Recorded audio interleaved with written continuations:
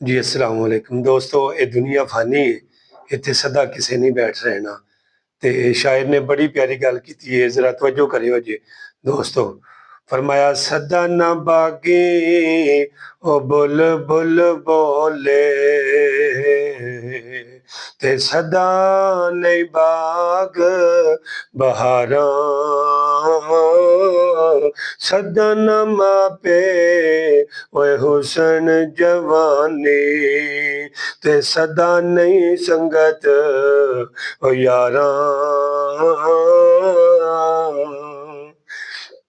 ते ए दुनिया ओ दिन चार दिहाड़े, ते की इथों ले जाना, यार बना ले ओ कमली वाला, ते जे तू जन्नत हो जाना। जी अस्सलाम वालेकुम दोस्तों, ये दुनिया फानी है, इन्हें किसी नाल वफा नहीं की थी।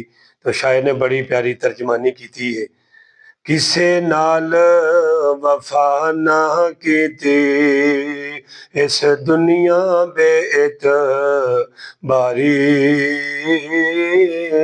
ना महबूब रहा कोई थे, ते ना रही किसे दी सरदारी,